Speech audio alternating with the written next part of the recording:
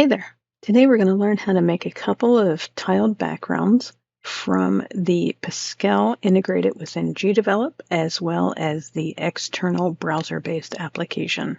Let's get started. Click on Add a New Object, Tiled Sprite, Create with Piskel. This is the default view when you log in. We're going to change a few settings. Click on this Preferences icon, which looks like a gear. Let's start with the Tile Mode tab. Click this Enable Tile Mode. Now if you zoom out and you look at where my cursor is, you see that we're mirroring tiles around our tiles so that when we create a symmetrical tile, we can make sure that it's truly symmetrical and that it looks good with the tiles around it. You can click on the Grid tab. We're going to leave everything as default. Typically, you may want to look at a grid or see the grid. I don't want to, so I'm going to leave that deselected. You could also change your grid color, grid size, grid spacing, play around with those options. Click on the Miscellaneous tab, and here, same thing. Play around with these options. Changing the background color will be personal preference. I'm going to leave mine as dark. Next, let's click on this resize icon here. 32 by 32 is the default, and it's a little small by today's standards, so I'm going to change mine to 128. And if you had content already on your canvas before you realized that it was 32 by 32, then you want to tick this resize canvas content so that your content maintains its aspect ratio. Also, you can change the default size from this 32 by 32. Makes it a little bit easier. You may have to do that for each project. I usually leave it as default and change it as I need to.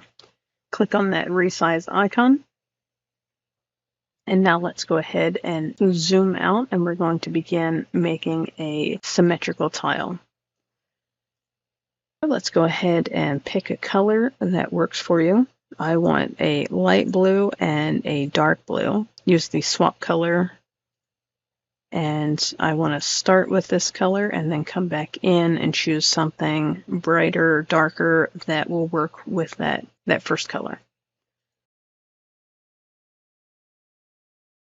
So now that I have my two colors, I want to swap the colors and start with the paint bucket tool to give my background some color to start with. Click the swap colors tool again so you have your darker color to begin drawing on your canvas. Most of these tools are self-explanatory.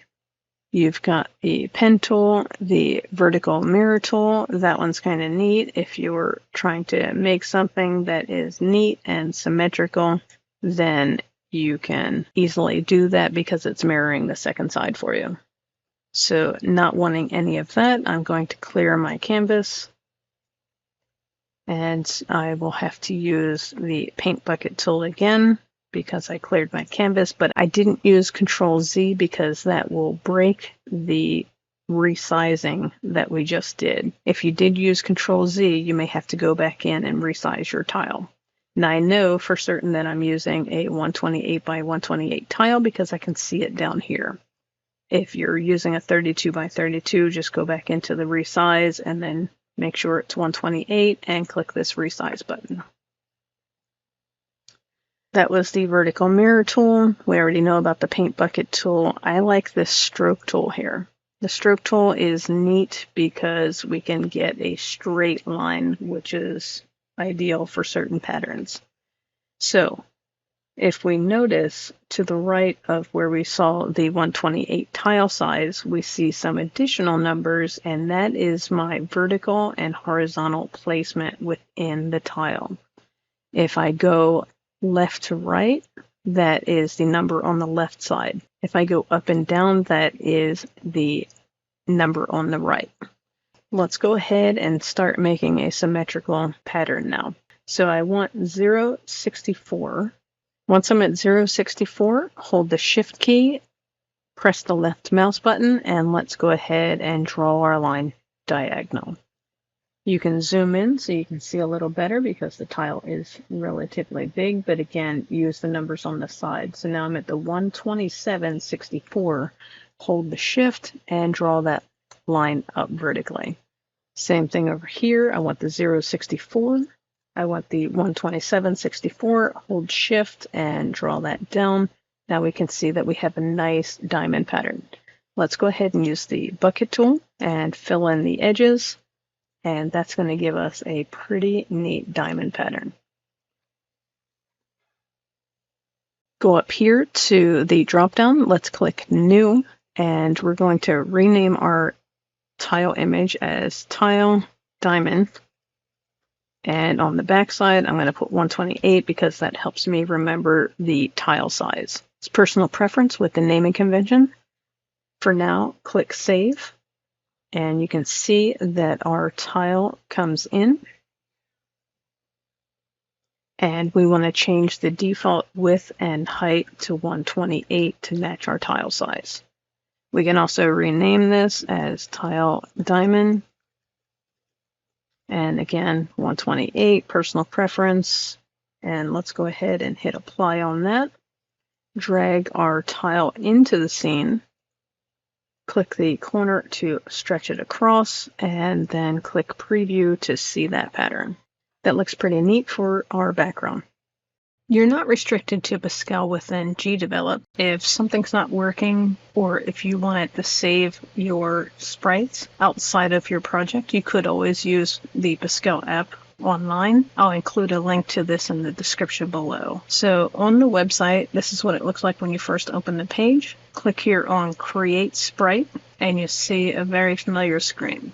So let's go ahead and get set up here in Preferences. I want to go to this Tile Mode tab, enable Tile Mode, and now you can see that wherever my cursor is, it's mirroring in the tiles around our focus point. I want it to resize. Let's do another 128.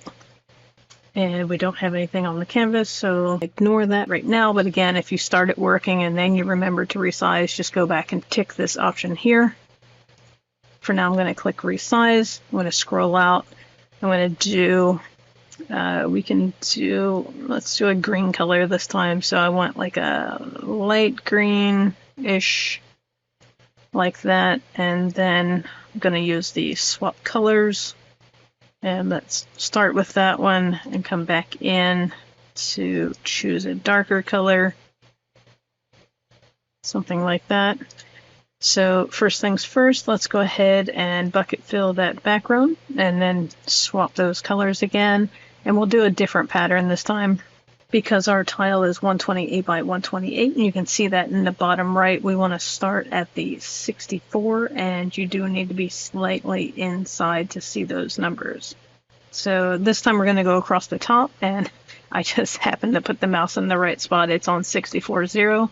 Hold shift and bring that line down. Do the same thing. We'll start at the side. I'm at the 0.64, hold shift and bring that line down. So now I can do a bucket fill on 2 of those, and you see we have a very quick, nice checker pattern. So that looks pretty neat. We'll go ahead and create a new frame. To turn off the frames per second, for now we don't want it. We could just drop that down to 0. Here we're going to use the bucket fill tool, and then use the swap colors. Use this stroke tool. Find your 0.64. Hold down the shift key. Bring that line over. Same thing. We want 64.0. And then from the corner, we're going to just come down. And then from the other corner, let's come down like that as well. Then use your bucket fill tool and just fill in every other one. If you scroll out, it's a pretty neat looking pattern. Let's go ahead and add a new frame. Use our bucket fill tool. And this time when we swap colors, we're going to use this circle tool. Click the plus to add a new layer. Bring this in a little bit so you can see. And we can literally make this circle anywhere, but the goal is to try to make it 32 by 32. If you notice in the parentheses in the bottom, and the reason we don't need to care where that is because we're going to use this align image to the center. Now our image is perfectly centered. Let's press Shift and click this plus to clone this layer. If we rotate it, you notice that our circle is indeed perfectly centered. Switch to the hand tool. And if you notice where the hand is, it's showing us where we are in our asset. So what we want to do is get to 6464 with the hand tool enabled, and then move that until we're at 2424. All right, and then same thing. Let's press Shift and clone this layer, and we're going to rotate, Shift and clone, rotate, Shift and clone, and rotate. Let's do that one more time. Shift and clone to, this time we don't need to rotate it. What we need to do is use our center alignment tool just to make that nice and easy. Then find your 6464. Once you're at 6464, we're going to bring this over to 064. Now that we have that, press Shift and clone this layer, rotate twice, and you notice that our circles are perfectly aligned. So press Shift and clone, rotate, Shift and clone, rotate twice, and now we have perfectly symmetrical dots around our tile. Now what we're going to do is we're going to, starting with this top layer, we're going to use this merge down. We're going to merge all of these layers until we get to the original layer. We're going to use our bucket fill and just add color to all of the circles.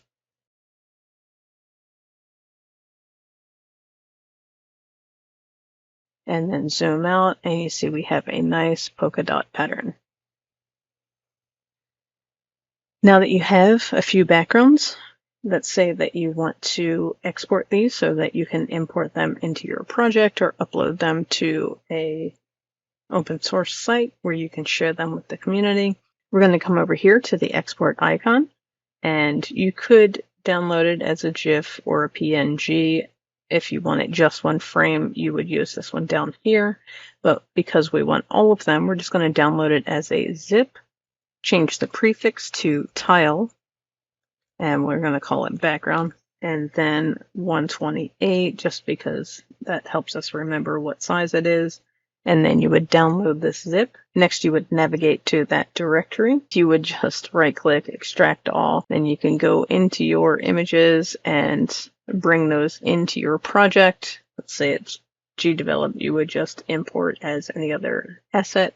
Go to Add New Object, Tiled Sprite. Click Choose a File, and choose a file again. Navigate to the directory. Choose the file that you want to import. Change the default width and the default height to 128 each.